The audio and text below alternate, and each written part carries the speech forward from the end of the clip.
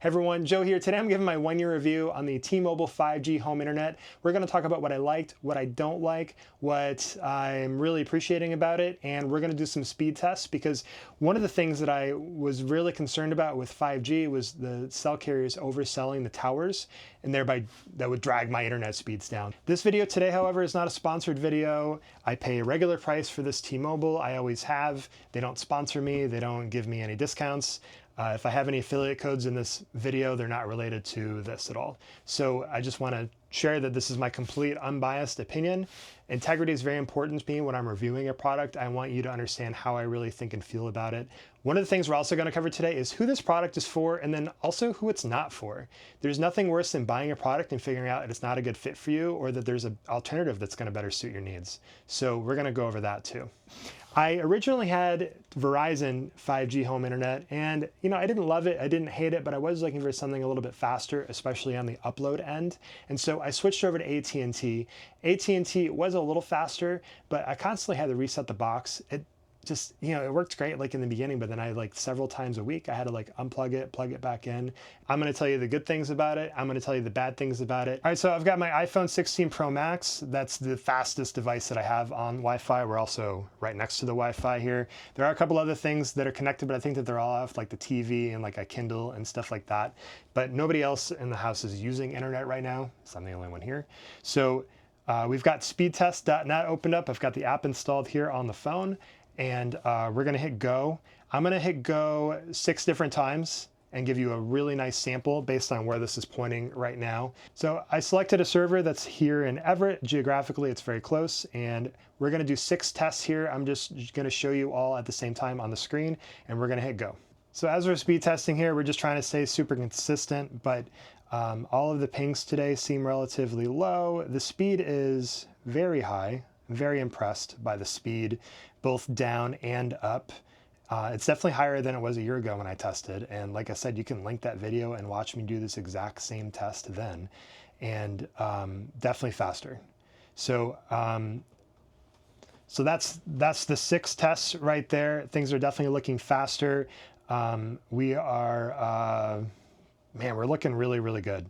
So let me just read off these speeds really quickly here.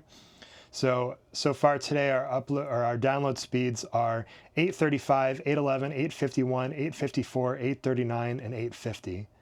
So that's an average of, around 830 or 840 megabits a second. And upload speed's also very consistent. That's one of the things that I was looking for is I wanted consistency. That means you're getting good tests. That means the service is reliable and consistent. And so for upload speeds, as you saw on the screen here, we're at 121, 123, 121, 116, 109, 116. That's really consistent. That's an average of 116, 117, 118, somewhere right around there. And my average before was 90. So these are the speeds that I've kind of been seeing, if not a hair faster. And why it's important to do this test right now, a year after I've been using this product, is because I was very concerned that T-Mobile would oversell the tower. Meaning if all my neighbors start using their 5G home internet at the same time, it's broadband, so cumulatively we share that, and it could drag down our speeds if they oversold the tower. And my speeds have, like I said, outside of a couple key points, high traffic times during the week, like Friday night and Saturday night, I haven't had any speed issues. And I'm really happy with this unit. I haven't had to reset it, unplug it, anything like that. And these tests are without the waveform plugged in. There's no external antenna, no nothing. And I didn't go out of my way yet to aim the antenna. Those are all the great things about the T-Mobile 5G home internet. I do have a very solid complaint, one thing that I don't like, and it's having to use this T-Life app to log into my router and making any changes. So one of the changes that I usually make is I like 2 radios. I think that this box has 2 radios, or it's got a virtual network. By 2 radios, I mean it has Wi-Fi in 5 gigahertz as well as 2.4 gigahertz. The difference is that 5 gigahertz doesn't go quite as far, but it can offer more bandwidth. 2.4 gigahertz isn't quite as fast, and it can go a little bit farther. So with that knowledge in mind, I have 2 networks set up. One that's at 5 gigahertz, one's at 2.4. This is a setup that I do on all of my wireless routers, and I'll connect something like my phone or my computer to the 5G because I want that really, really fast. But then things like my Nook or a TV that's further away and things like that, I'll set to the 2.4, or like my kid's tablet, I'll set that to 2.4. That way if she wanders around or goes too far, the speed of my network, my radio, isn't dragged down, because ultimately when you're connected to a single radio on a Wi-Fi, you're only as fast as the slowest device that's connected. That's actually why it's important to turn off things like printers when you aren't using them, and things like your Nook, because that can drive down the speed of your Wi-Fi. Or if you put something away in the bottom of a closet and it's still connected, but it can't get a strong signal, then that's going to drive down the speed of the rest of the network. So those are just Wi-Fi things to keep in mind. So in order to set up that second network on the T-Mobile 5G home internet, you have to go through the T-Life app, and I'll be honest, it's really counterintuitive. I don't go in there often because I don't really need to mess with it for any reason, but every time I do, I've got to like relearn how to do it. And it's just very difficult to get the information that I want or get to the page that I'd like to get to. So there's a great alternative to using the T-Life app for making changes and really dialing in your T-Mobile 5G home internet.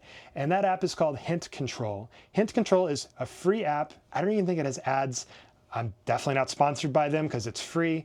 And it's going to help you more than anything aim your 5G home internet to the tower the best that you can do it. It's also going to help you test quickly if you're near a window that you should be, or if you should move the box over here. In addition to that, if you're using an external antenna like the Quad Pro from Waveform, it's going to help you aim that device right at the tower. Today we're going to take some time and we're going to download Hint Control. I'm going to show you how to use the app, or at least how I use the app. We're going to log into our wireless modem right here. With that information, we're going to aim this real time and get it dialed in without having to do a speed test every time we spin the device 1 degree. Hint Control is available on iOS via the App Store, and it's also available at the Google Play Store if you're running an Android device. The download link for Hint Control is down in the description of this video. So we're going to open up the App Store here. We're going to type in Hint Control, and I have downloaded it before. That's why I have this little icon here. I'm going to tap that. I'm going to download it again. If you haven't downloaded it before, it's going to ask you for permission. You'll have to double click to download it. So anyway, Hint Control is downloaded. We're going to hit open. And as soon as we open it, it's going to ask for the gateway password. And your gateway password is on the back of your T-Mobile unit, and it is called admin password. And so I'm going to type that password in now.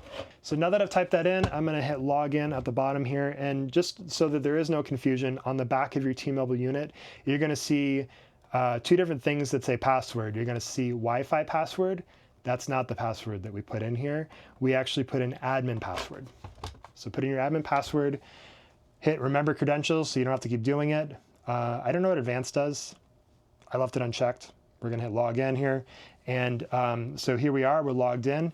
And so right away we can see that we're connected to 2 different towers, or maybe not physical towers, but 2 different devices. One is on LTE and one is on 5G. So the first 2 values you're going to notice here are RSRP and RSRQ. Those have to do with the power and the reference signal that your device is getting. If you're getting decent internet already and you're just trying to dial it in, you don't really need to pay too much attention to those. But if you don't have very good internet at all and you're really fighting to make it work, you're going to start by looking at those numbers. So for RSRQ, a good speed is going to be in the range of -5 to -10. That's going to be your excellent range. If you're reading less than -20, you have a pretty low quality signal, you're going to have to do something. You're going to have to raise your router up high, get it right up to a window. You're really going to have to fight to make sure it's pointing the right way. And if that's a situation that you have, you're going to probably look into something like the Waveform Quad Pro.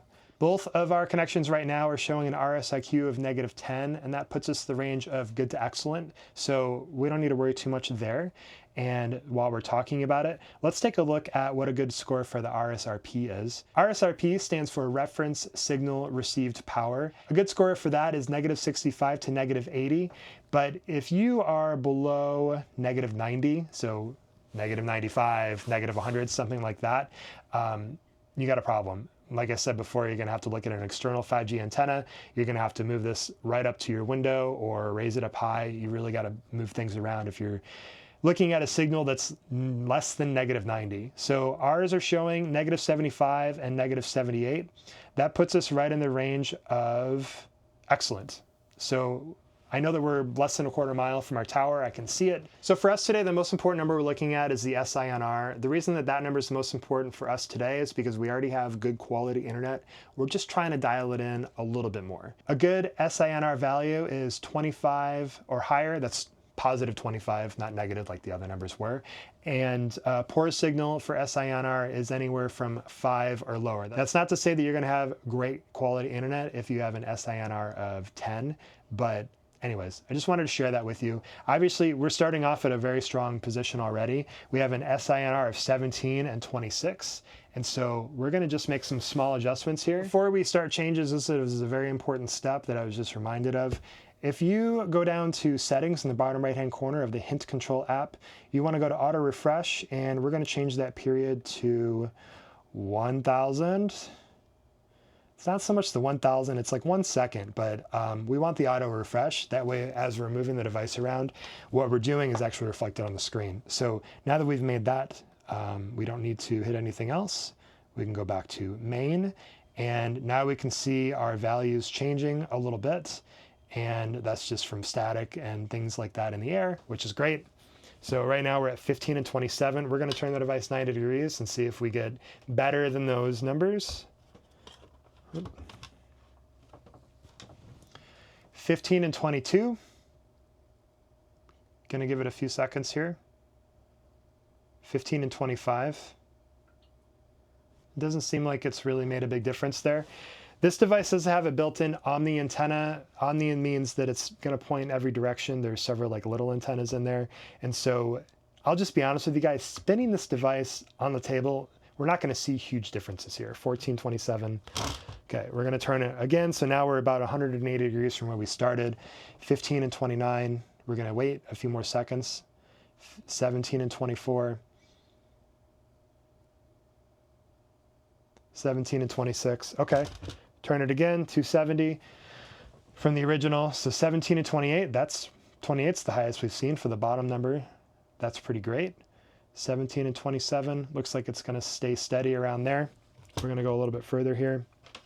Get this wire out of the way. 16 and 23.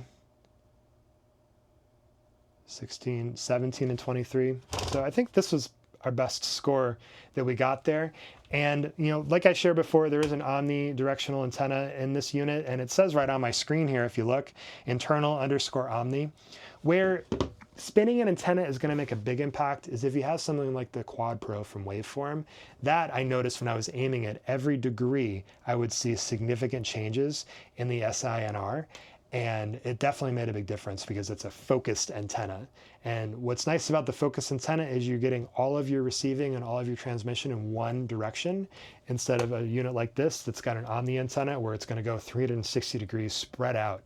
So you're not getting that focused beam of transmission like you would with a dedicated 5G antenna. So I just wanted to throw that out there. So do I think that we're looking pretty good here? Yeah, I think we're looking pretty good. You can also test this. So for example, if I was going to mount this behind my TV or right next to some other units and I wanted to see if that was a good spot, I can open this app up and reference these items here. So I just wanted to show you really quick how to make sure you have a good signal, how to test it without having to do a speed test every time. And then once you feel like these numbers are dialed in, you can do a speed test because ultimately that's what matters the most. This is just a little bit quicker, more responsive, and it's giving you more concrete data. So real world tests are definitely important. So we're going to bounce over to the Wi-Fi page here. And a little while ago, I did talk to you about band management. I shared that I like to have a 2.4 as well as a 5 gigahertz radio, and I have different Wi-Fi's set up for those. You can see right here at the bottom, and it's very easy to go through and add or subtract these within the app, and that can make a really big difference. I like a more narrow channel because I feel like it's more focused. I definitely recommend doing something like that if you have several different devices. I did notice that occasionally making changes here in the app can be a little bit buggy, and so you might have to try it a couple different times because, like I said, it's a free app and it's not perfect, but I have had pretty good luck with it here. So that's what these pages look like, and I just wanted to show you those. You can also take a look at all of your Wi-Fi devices. If you click clients down below, you can see everything that's connected. And if you go back to main, of course, that's our main page that we're looking at everything here. You can deduce other information from this page as well, and I can't claim for a second to be an expert on that, but there are tower ID numbers here in case you're confused about which tower you're connecting to. This helps you figure out which tower you might be connecting to. There's one more little hack that I did that I love to share that really helps point, especially with the external antenna. So here's what I did. I opened up Google Maps. I knew where the tower was on the satellite view of my Google Maps, and so I drew a line. It's like you click measure distance in Google Maps. I drew a line from my house to the tower because there's like some houses and trees and stuff in the way, and I kind of can see it from my roof, but I kind of can't. And so in that line, I noticed that my neighbor's house, the corner of their house, went right through the line, and I can see that from the roof, right? And so I pointed my external antenna right at that corner of the roof, and it's pretty far still, but I can see it. And that just gives me a really good reference point for aiming as close to the tower as I can with the external antenna. And that definitely boosted the speed, and I was able to corroborate that with the SINR within hint control. Little hacks, little tips of the trade there. I just wanted to share all of those because all those little things have definitely made a difference in my experience with the T-Mobile 5G home internet. I really love this device because I don't have to think about it. It's just there, it just works. My kids don't have to mess with it. My wife doesn't have to mess with it. And it's been great for us. I don't have any reason to update or change it or anything like that. So before we wrap up, who is this device for? Well, let's start by saying who it's not for. If you have access where you live to cable broadband, or you have access to something like fiber, those are definitely going to be faster, more consistent, and have better pings than a 5G device. If you don't have the option to get one of those because of where you live, or because of how much they cost or something like that, 5G home internet might be a great option for you.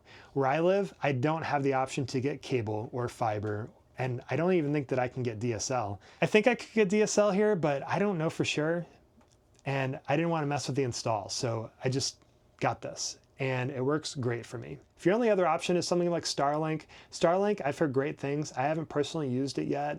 I haven't gone through and setting it up. I do know that there is typically an upfront cost with Starlink, whereas with this there is not. And Starlink sometimes has bandwidth caps. This does not. And Starlink can be more expensive. This isn't. However, Starlink, I think you can like take it to other places. There's mobile versions where you can install it on your RV or camper van, and there's other options too. So I'm not going to pish posh on Starlink. I'm actually really excited to try it. I just haven't had the chance yet or the need. I'll just be honest, I think it's great. Like there's one wire for power and that's it. It's very easy to set up. Like, you know, if you don't like messing with wires and having people drill holes through your house and have people come and install things, like even if you have cable or fiber in your area, like this is still a great option. I don't recommend it above fiber and cable because those are both going to perform better and faster and be more consistent, but like this is great. And I don't have any reason to change right now. I want to try some other things though, so I'm constantly looking to see what's available in my area just to try things out, because I'd love to share that with you and the channel here and the rest of the community. But T-Mobile's been great for me. I don't use T-Mobile for my cell phone. I don't get little bundle deals. I spend $60 a month plus tax, which I just checked, and it comes to $61.60. All right, everyone, thank you so much for tuning in. Today we did the 1-year review of the T-Mobile 5G home internet. We also used the hint control app to dial in our modem placement even better. If you got anything from today's video, please like and subscribe and leave a comment down below. I'd love to hear what internet device you're using, how fast it is, what your ping is, and what you're using your 5G home internet for. Have a good one.